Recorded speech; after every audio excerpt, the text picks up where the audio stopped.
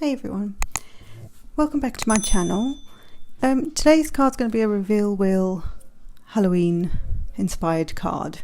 So first up I have the reveal wheel components and the square reveal wheel add-on, and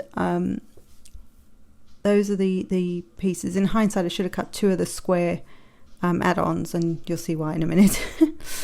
I also cut one of the add-ons, the square add-on has like a little scalloped oval, so I cut that as well. And I'm going to use this is actually for the pumpkin add-on, but I'm going to use it as a guide, and you'll see why in a minute. I then used the picket fence, I think it's called the picket fence border, and this strip that goes on the fence itself, I actually use that for a lot of things. You'll see it in another video coming up. It's just a handy sort of piece to have. So this bottom piece, this strip, I actually cut the reveal wheel, well, just that section out twice, and it's so that I could trim it down to become my floor, which will make sense when we actually do the card. So when all the pieces come together. And then I have a 4 1/4 square card. I also have the reveal wheel seasonal shapes, and this is again the pumpkin shape. It was the closest that I could get to a circle, which I don't have the add-on for that. And what I used to cut it was actually from a Mama Elephant Halloween set, and I think this is one of the eyeballs. So I used the eyeball die to actually cut the circle out, and it's the perfect size. It's just a circle die, so if you've got one of those you can do the same thing. And we're going to use all the images from Tiny Halloween. And you'll see more of them later on. Fortune Teller Tabby is the actual image is the main star, I guess, of the card, and that was the original idea, came from her. And then I've also used Meow You Doing, and this has just got a whole bunch of little kitties, and I've got a couple of kitties from there. And I also used the dead fish, which I forgot to show you, but I will come back to it. I then found on Christmas Dreams there's a little rug, so I picked that out as well, and all of these I stamped and then cut with my brother Scan and Cut, and I tend to stamp them and then die cut them and then colour them in, just because if I go slightly out the line, the scanner's really good and it will pick up any slightly out of line things. So even if it's a tiny imperfection, it will pick it up. It's very clever. And so what I'm going to do for the background, or what will become the wall, I'm going to use Milled Lavender Distress ink, and I'm just going to this is actually a makeup brush, but with a blending brush or a makeup brush or whatever you've got, blending sponge, I'm just going to go over most of that. You're not going to see the bottom, so I'm not going to go all the way to the end, but I just want to do far enough down the card, down the piece, so that I can cover up and make almost like a wallpapered background or a painted wall. That's the sort of idea. I then decided to pull out Newton's Nooks Flying Bats, and I've just gone over it with Milled Lavender again. Now when you see this, it shows up really, really well, but when it dries, it actually dries really, really pale in the background, so it's there but it's not there kind of thing. So now it looks a lot darker, but when it dries, it actually dries a lot lighter, which is fine, because I just wanted it as a subtle background in the background. It's not the main thing. If you wanted it darker, you could use the Dusty Concord over the top, and that would be very cool as well. Speaking of, the Dusty Concord is what I chose for what is the carpet or flooring of my little scenery. It'll make sense once we actually start putting the whole thing together. But I spent ages working this one out, and I loved how it turned out, and I loved that I picked a Christmas stamp set and a like an everyday kind of stamp set, and obviously a Halloween stamp set, and I just pulled them all together, and I found images that worked really well with all of it. So for me, that was stepping outside the box quite a lot, even though I've sort of said it before. That's kind of a big deal for me. So I was really chuffed with this card. Now this isn't watercolor cardstock. This is actually a Craft UK, I think, cardstock. It's really nice cardstock.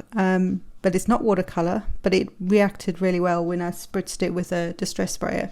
You could use a paintbrush and some water and flick it off the edge of a acrylic block or something like that, and you'll still get that splatter effect. But it worked pretty well, I thought. So for a non watercolor card, it worked, well enough for what I needed it for. So although I'm out the shot here, I'm just going to use some and speed through some colouring, and I've just used some very simple colouring. I've used 2 colours per image, I think except one of them, and this is a warm grey 5 and a warm grey 3, and these are Copic markers, and I've just taken the darker colour along the outside edges. I don't look at things like light sources, or I don't overthink it when I colour, although sometimes I can. I try not to. I used a little R20 for the cheeks and the noses on all of them, but I try not to overthink it. I just sort of make sure I've got a dark enough colour and then a light enough contrast so that you can get that shadowing effect. I'm not like an expert or anything, obviously, but I colour what feels right for me, and I think that's the important thing. If you're getting it done and you're colouring in and you're enjoying it, that's what counts. Now, for some reason, when I turn an image upside down, I can't quite get it where the shading and the colouring where I want it. So sometimes it sort of throws me. So I end up turning this poor cat around, I don't know however many times. But I liked the way these two turned out. They're both in grey, but one's a warm grey, one's a cool grey, and it makes a difference because one's definitely got more brown in it. But I loved them. I loved how they turned out. Now for the Tabby, I tried to use an even lighter cool grey, so a C2 and a C1, and it wasn't dark enough. So eventually I will bring in a C3 to darken it up, because I just couldn't get that contrast enough. The C1 was just too light compared to the C2. If I'd done a C3 and a C1, that might have worked as well. But eventually I got it to work enough that I was happy with it.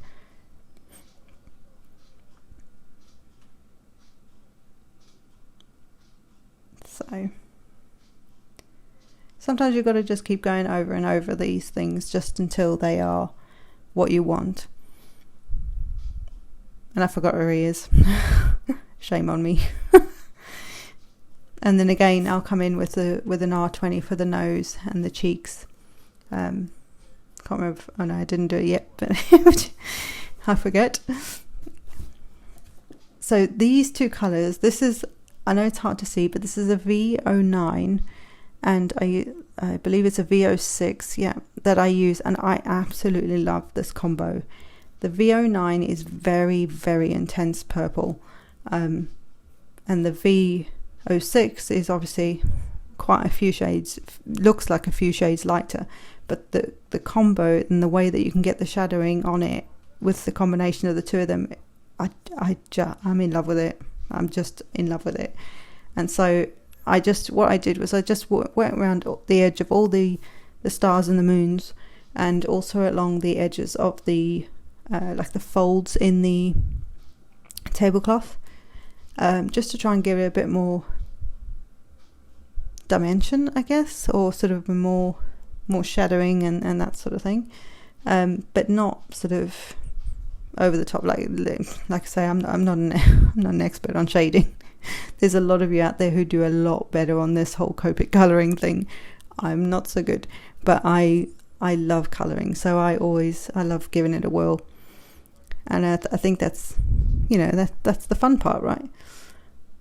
So even just adding that line down where the folds are adds a bit of a shadow, so that it looks more like it's folded. If that made any sense. And look at that, I just think that looks so pretty. I mean, I could have probably blended it, and looking at it now, probably could have blended a little bit better, but but I still love how it turned out. So now I'm going in with the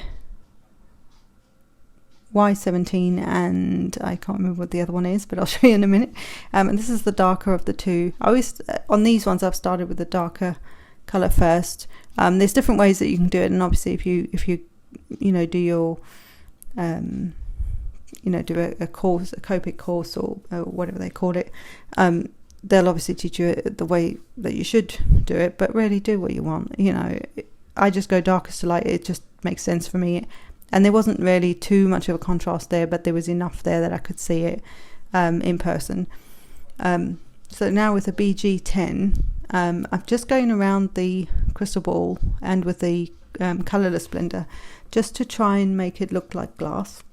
In a bit I changed my mind on the base of the ball because it just didn't look right to me. So the crystal ball makes sense to be glass, they have that sort of look, but the actual base of it I just didn't think looked very nice.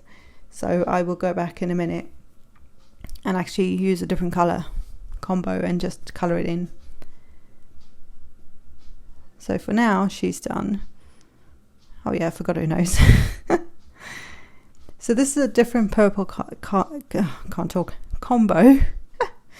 And these I believe is BV08, which is blue violet, for those who don't know Copics, and then BB04. Quite a few numbers apart, but not so far apart that I couldn't blend it. And once I went over it twice, I actually quite liked the way it looked. It seemed to work quite well, and it looks a bit better. It looks better than that in person as well, or in real life, or whatever you want to call it. I mean, that is real life, but you know what I mean. So I'm going to do the same thing. I've got a couple of it's off camera, but a couple of cool greys again. It looks like C5, cool grey 5, and 7. And 7 obviously is the, well, I say obviously, but those who don't know, is the darker of the two. And then I went back with the C5 just to blend the two out. So even on a tiny image like that, you can still do the whole blending thing. I wasn't sure it was going to work, and I was glad it did. And then I'm going to use C1 just in the background. And my husband actually said, when he looked at it afterwards, he said it looked like it could be like a mirror.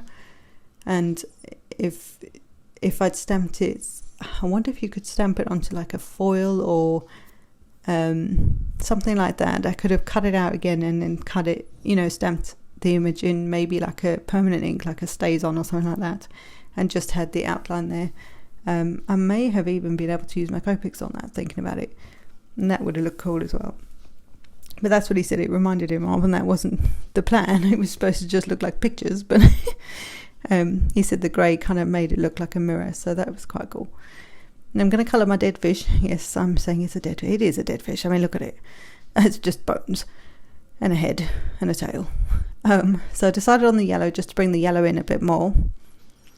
And then I will also use the C1 again to just go around the edge of it, around the outside. I didn't want to leave there is quite a lot of white cardstock on this card, and there's quite a lot of white edges like around the images and that sort of thing.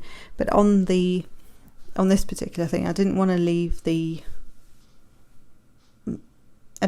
it completely white. I thought that looked a bit too stark. It just didn't look right. I think that's the main thing. You've got to make sure it looks right for you and what feels right for you. So to bring in some more of the green, like on her little, I don't know what you call those, is it like a headscarf? I'm not sure, but anyway, I brought in the green for the other frame. And this is where I take the other purple combo, the BVs, and just colour that base. It just looks so much better, I thought. And also that then ties in those colours and brings them into the card more. Now, I'm using the pumpkin stencil or template guide, and I'm attaching it just with some washi tape to the mechanism, so the white card scalloped circle piece. And this is where the templates are really handy, because you can then see where to stamp. You can figure it out without the templates, because that's how the reveal wheels started. But this is where I decided to use the pumpkin just as a guide. Like I say, I don't have the circle add-on, so, or the template for it, so I couldn't really see, or the die, so I couldn't really see where I needed to go, and my eyesight is not so good.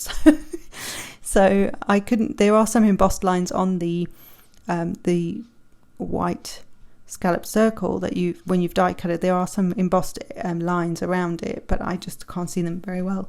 So I just decided to wing this. So this was a complete experiment, and I'm really glad it worked out the way it did, because it turned out really, really nice. But yeah, I'm using the pumpkin guide as a guide because it's obviously not a circle, but it's very close in shape to the circle, and the size that I ended up using to cut the hole for the crystal ball and in the reveal wheel sort of background. And so it actually worked out really, really well. So this is from Tiny Halloween, and I've just got the ghost and the eyeballs and the what is that, bats and spider.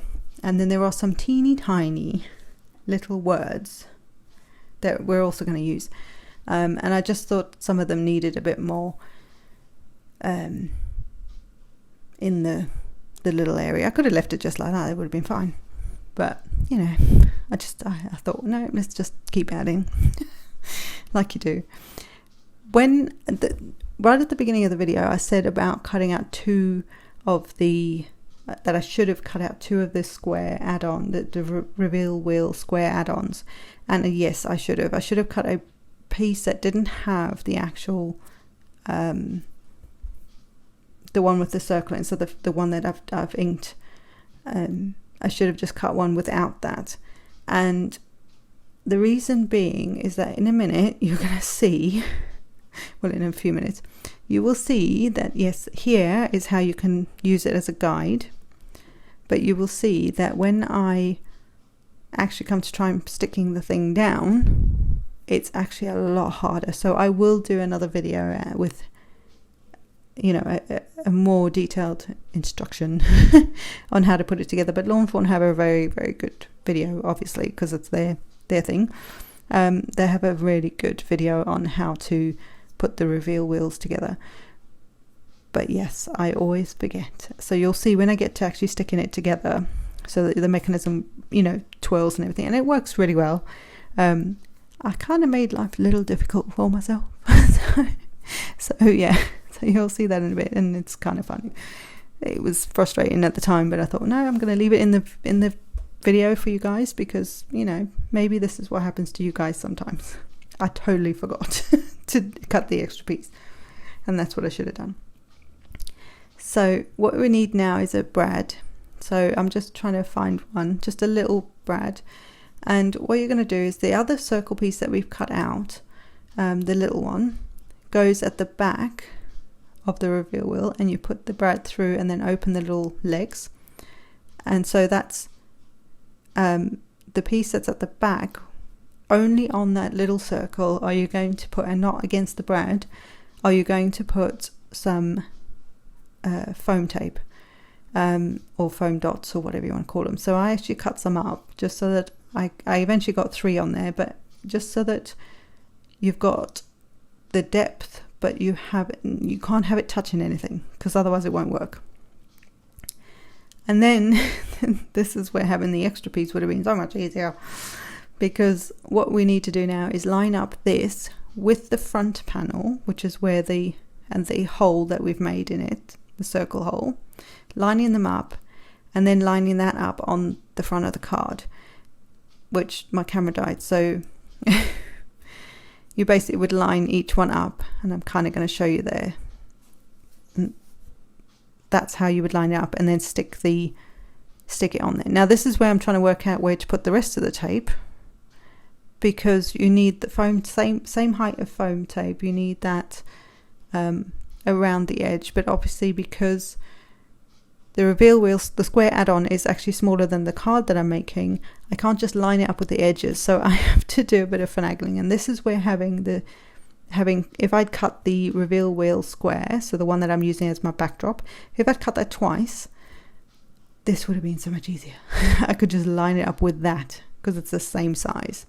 So like I say, that I hope that makes some sense, but I will do another video, proper video with explaining that. So I'm just trying to make sure that I've got enough foam around it, it's not sticking out anywhere, and I can actually get it on there. But you also you want to remember not to have it touching the actual wheel in the middle, because otherwise, again, it's not going to turn and it's not going to work, and that defeats the object, right? So this is where I could feel, as I was putting it down, it was sticking to those corner pieces. Tried to cut some of them off, tried to finagle. This took me what felt like forever. But I wanted to leave it in because this is sometimes what happens when you start crafting. Things happen. And so this is where I'm like, right, okay, that piece, and let's just take that whole piece off and see whether I can actually get this thing on here.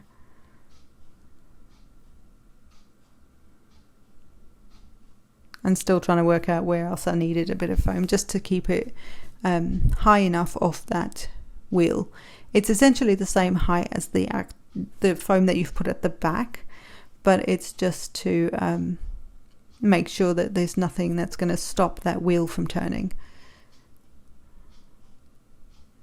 So yeah, this was frustrating. So I think I'm sort of there with it, and it's slightly off center. I can see it on the spider, but the rest of them, when you're wheeling it through, isn't actually that bad. Now, don't forget to take your template off, because you obviously want to keep that. So just take the template off. I could have actually taken that off beforehand. I didn't have to leave it on there. And then of course it took me another 9 hours to get the pins through the thing, through the tiny hole. And because I'd taken the foam tape off, then the card was sticking to me. Oh my word. Oh my word. So learn from me. Yeah. There, like I say, I will do a much better video for you guys to show you how to do this without all of this finagling and crud, because oh my god, it took me forever. Right, so it's finally on there, and look, it works. So yay, it works. So in the Tiny Halloween, there is a little stamp that says, and it's very, very sweet, and it says, and I can't remember what it says, and I haven't got the card next to me, turn here to spook, I believe. Yeah, turn here to spook. So it tells the recipient that there's something you need to do, and you need to turn that wheel, and then things will, the wheel will change. It'll change for you. And I think it's so cute. So I'm going to put this